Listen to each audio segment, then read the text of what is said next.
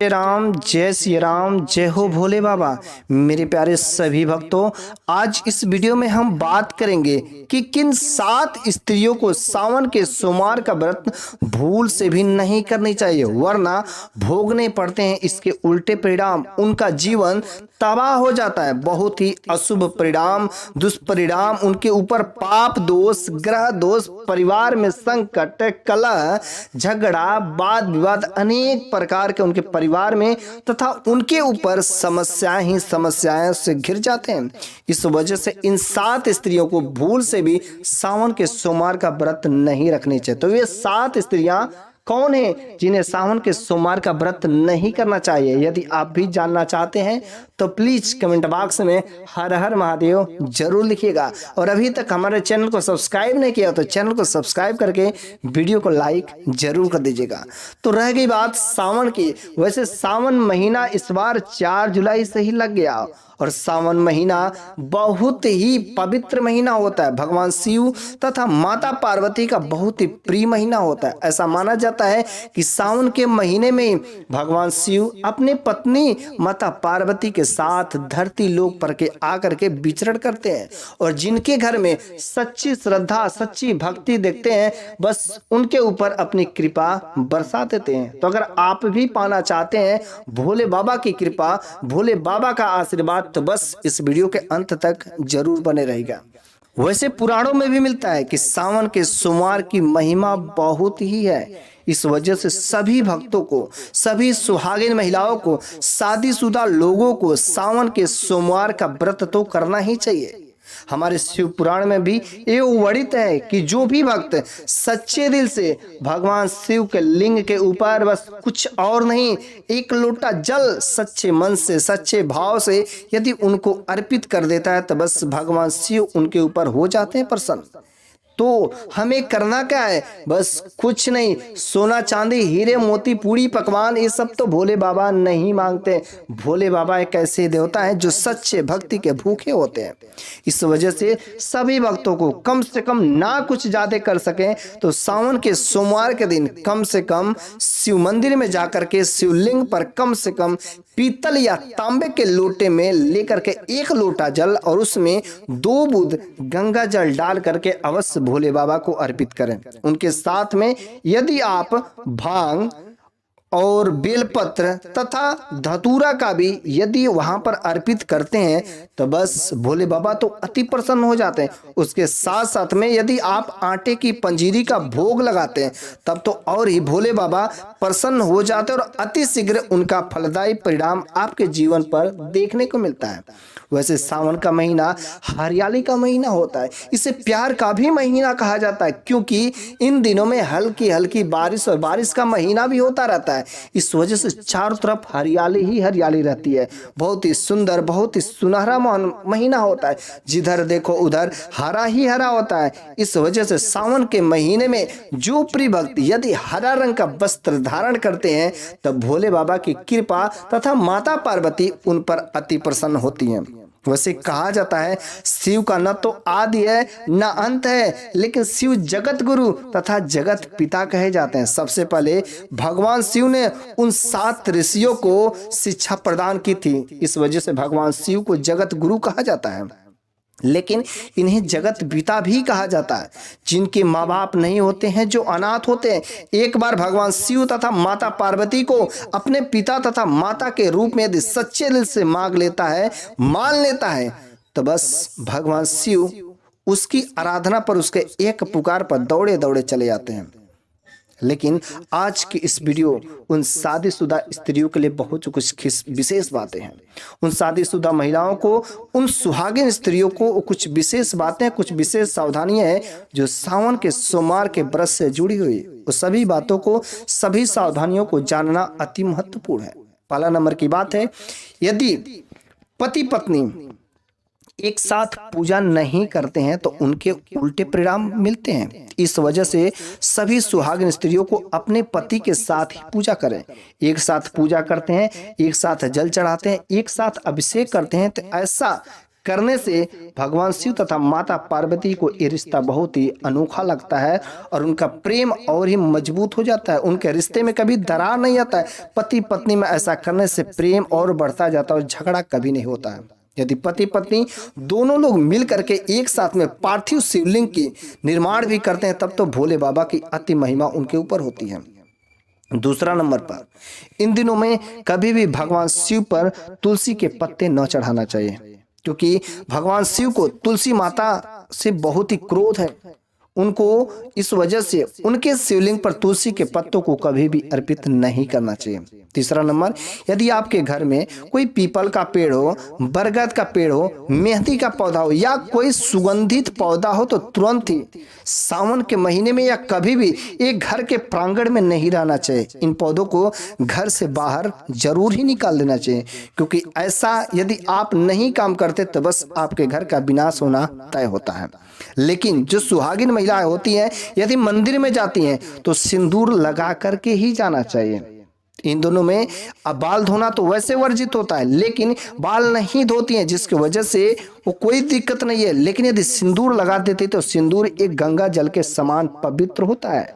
सिंदूर लगा करके हमेशा पूजा स्थान पर बैठना चाहिए। बिना सिंदूर लगाए किसी भी सुहागिन महिलाओं को किसी मंदिर में किसी धार्मिक स्थान पर नहीं जाना चाहिए। ना तो सिंदूर को छुपाना चाहिए, सिंदूर वाली मांग जो पूरी भरी चाहिए, दिखनी चाहिए अच्छे से। चौथा नंबर की बात है, कभी भी सुहागिन महिलाएं काला रंग का कपड़ा नहीं पहने। काला रंग का कपड़ा पहनने से हमेशा घर में नकारात्मक शक्तियों का वास होता है, नकारात्मक शक्तियों का बुलावा होता है। माता पार्वती को हरा रंग तथा लाल रंग बिल्कुल ही पसंद होता है। इस वजह से हरा रंग पहने, गुलाबी कलर पहने, लाल कलर का पहने तो भगवान शिव तथा माता पार्वती अति प्रसन्न होते हैं और आपके घर में माता लक्ष्मी का धन धान से आदर सम्मान होता है, जिसकी वजह से आपके घर में सुख समृद्धि शांति बढ़ती है। पांचवा, आपको हमेशा पति पत्नी के बीच में इन दिनों में सावन के सोमवार के दिन आपको ब्रह्मचर्य के नियमों का पालन करना है। खुद को नियंत्रण में रखना, संयम में रखना है। अर्थात पति पत्नी के बीच में किसी भी प्रकार का कोई संबंध स्थापित नहीं करना चाहिए। इससे बेहतर है आप इस दिनों में आप लोग अलग अलग सोएं। यदि पति पत्नी अलग अलग सोते हैं और जमीन पर यदि सोते हैं तब तो अति फलदायी इसका फल मिलता है। इस वजह से इन दिनों में हमें ब्रह्मचर्य का नियम पालन करना चाहिए। छठवां नंबर की बात है कि हमेशा जिस घर में, अगर वैसे सावन के महीने में और वैसे किसी भी दिन में, हमेशा जिस घर में नारी का सम्मान होता है उस घर में माता लक्ष्मी का वास होता है।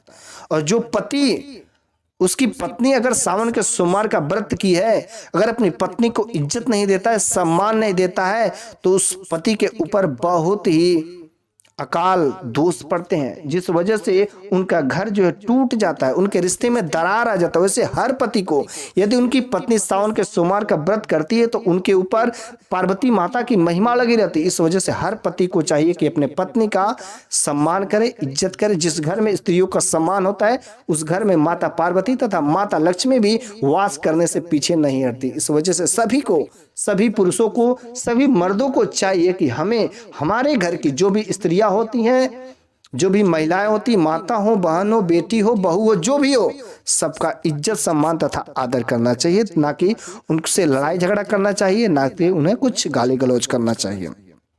सातवां नंबर की बात है कि जिन पति पत्नी के बीच में अच्छा सा रिश्ता बना रहता है, कभी उनके बीच में झगड़ा नहीं रहता, उनके बीच में हमेशा प्रेम का माहौल रहता है, आदर्श पति पत्नी के जैसे रहते हैं। क्योंकि भगवान शिव तथा माता पार्वती का जो सुंदर जोड़ा है एक आदर्श पति पत्नी के रूप में माना जाता है।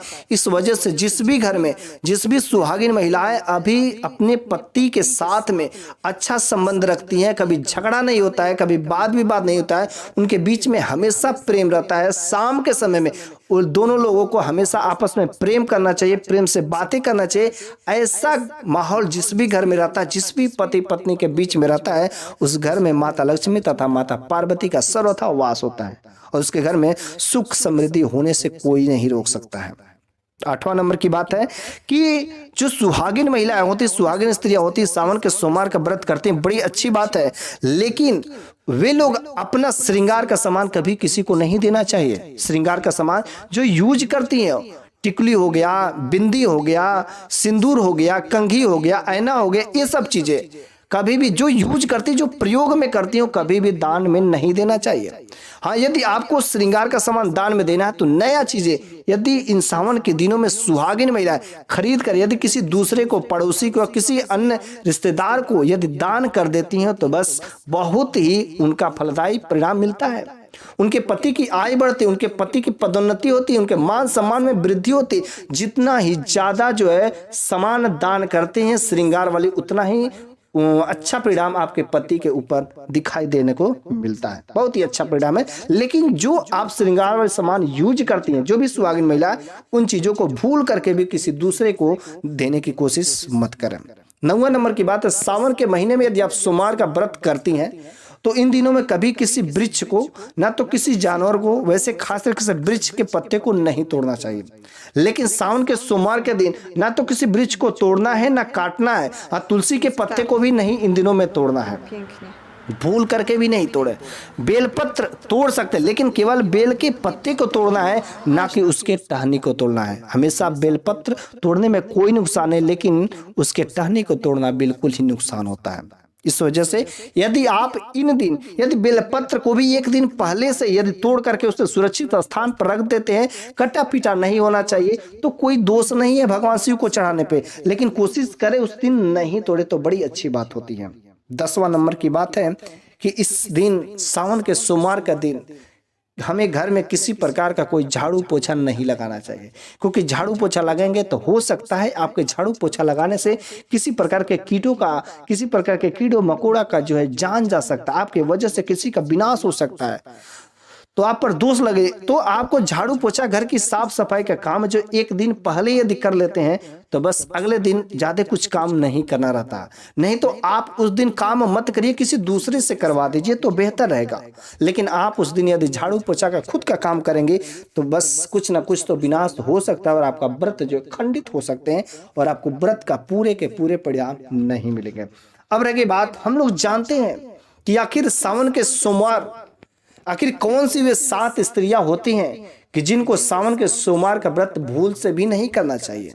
हम आपका ज्यादा समय नहीं व्यतीत करना चाहते, सीधे आते हैं पॉइंट पे। पहला नंबर की बात है कि जो औरतें मासिक धर्म से पीड़ित हों, तो मासिक धर्म वाली पीड़ित हमेशा संशय में बनी रहती है, क्या मैं व्रत करूं या न करूं। व्रत करना उनके लिए कोई दोष की बात नहीं है, व्रत कर सकती हैं, लेकिन मासिक धर्म वाली औरतें या मासिक धर्म वाली महिलाएं हमेशा अपवित्र होती हैं। इस वजह से वे लोग कभी भी मासिक धर्म से यदि वे पीड़ित हैं तो वे सब औरतें कभी भी किसी शिव मंदिर में या धार्मिक जगह पर नहीं जा सकती है। तो यदि वे करती हैं तो उन्हें व्रत का फल उतना नहीं मिलेगा, क्योंकि वे मंदिर में नहीं जा पाएंगे, जिसकी वजह से उनका व्रत जो है पूर्ण नहीं होता है। इस वजह से यदि वे चाहें तो व्रत रख भी सकती हैं, नहीं भी रख सकती। व्रत रखेंगे तो कुछ तो फल जरूर उन्हें मिलेगा, लेकिन यदि वे व्रत रखती हैं तो वे मंदिर में नहीं जा सकते, किसी पूजा स्थान पर पे नहीं जा सकती हैं। दूसरा नंबर जो होती हैं औरतें, कुलक्षणी औरतें, अर्थात जिन औरतों का लक्षण जो ठीक नहीं होता, जिनका चरित्र जो बेकार होता है, अपने पति को साथ संबंध स्थापित नहीं करती हैं और किसी दूसरे गैर मर्द के साथ रिश्ता रखती हैं, घूमने जाती हैं, मार्केट में इधर उधर बातें करती हैं, वे औरतें यदि सावन के सोमवार का व्रत करती हैं तो भगवान शिव तथा माता पार्वती उस स्त्री के व्रत को कभी स्वीकार नहीं करते। तीसरा नंबर की बात होती है, हम लोग पूरा ये भारत जो है हिंदू रीति रिवाज के नियमों को मानता है। कुछ ऐसे औरतें होती हैं जो कोर्ट में जाकर के शादी कर लेते थे, वे लोग शादी के 7 फेरे, ना तो मंत्रों का उच्चारण, ना तो अग्नि को साक्षी मानकर कोर्ट में जाकर के शादी कर लेती हैं, जिस वजह से भगवान शिव तथा माता पार्वती इनके व्रत को कभी संपूर्ण नहीं मानते और उनका व्रत करने का कोई फल नहीं मिलता है। चौथा नंबर की बात है, विधवा औरतें सावन के सोमवार का व्रत नहीं करना चाहिए, क्योंकि विधवा औरतें सुहागिन तो नहीं होती हैं। यदि वे चाहें तो रख सकते हैं, लेकिन उनका फल नहीं मिलेगा, क्योंकि सावन के सोमवार का व्रत खास तरीके से यदि सुहागिन महिलाएं करती हैं तो सुहागिन महिलाओं को संपूर्ण इसका फल मिलता है। इस वजह से विधवा औरतें सावन के सोमवार का व्रत नहीं करनी चाहिए। 5वां नंबर की बात है, गर्भवती महिलाओं को सावन का सोमवार का व्रत ना करें, क्योंकि गर्भवती महिलाओं को सावन का सोमवार व्रत करने में कोई नुकसान नहीं है, लेकिन उनके पेट में जो बच्चा पल रहा होता है उनको शायद कुछ नुकसान हो सकता है। क्योंकि उन्हें समय समय पर कुछ ना कुछ विटामिन, कुछ ना कुछ चीज़ों की जरूरत होती है, जिसकी वजह से यदि आप गर्भवती महिला सावन के सोमवार का व्रत को रखती हैं तो बहुत सारे जो नियम है उनको पालन करना पड़ता है। यदि वे पालन नहीं करती हैं तो जिसके वजह से उनका व्रत खंडित हो जाएगा और वे पाप के दोष के भागीदारी बन जाती हैं। इस वजह से इससे बेहतर है कि जो गर्भवती महिलाएं रहती हैं वे लोग सावन के सोमवार का व्रत ना करें तो बेहतर होगा। 6वां नंबर की बात है कि जो औरतें पति को सम्मान नहीं देती हैं, अपने पति को हमेशा गाली गलौज, बुरी नजर से देखती है, हमेशा कुछ समझती नहीं है, अपने आगे उनको कुछ समझती नहीं, अपने आप को शेर समझती है और अपने पति को नौकर। ऐसे औरतें, ऐसे सुहागिन महिलाएं तो होती है, लेकिन वे अपने पति को कुछ नहीं समझती, अपने पति को नौकर के सामने पैरों की धूल समझती है। यदि ये औरतें सावन के सोमवार का व्रत करती हैं तो बस भोले बाबा उस व्रत को कभी स्वीकार नहीं करते। इस वजह से चाहिए कि यदि आप सुहागिन स्त्री हो तो अपने पति को हमेशा सम्मान देना चाहिए, अपने आप को हमेशा ज्यादा बड़ा नहीं समझना चाहिए। लेकिन कुछ स्त्रियां ऐसी होती हैं जो अपने आगे पति को सम्मान नहीं देती, तो उन लोगों का व्रत जो है कभी भी भगवान शिव तथा माता पार्वती स्वीकार नहीं करते हैं। 7वां नंबर की बात है, जो औरतें तलाक दे दी रहती है अपने पति को, अपने पति से छुटकारा ले ली रहती है, तलाक देने वाली औरतें, वे औरतें कभी भी सावन के सोमवार का व्रत नहीं करें, क्योंकि उस समय वे तो अकेले होती हैं, अपने पति से बिल्कुल विद्ध भय रहता, तभी तो तलाक दी है। इस वजह से तलाक वाली औरतें जो अपने पति से छुट्टा कर चुकी, वे औरतें कभी भी सावन के सोमवार का व्रत करने की कोशिश न करें, नहीं तो भगवान शिव तथा माता पार्वती का उल्टा परिणाम आपके जीवन पर पड़ेगा और आपका जीवन पूरा बर्बाद होकर रह जाएगा। तो ये 7 प्रकार की स्त्रियां जो सावन के सोमवार का व्रत नहीं करना चाहिए। यदि मेरे द्वारा जो भी नॉलेज ज्ञान दिया गया यदि आपको अच्छा लगा हो तो कम से कम कमेंट में हर हर महादेव जरूर लिखिएगा। जय जय राम, जय सिया राम।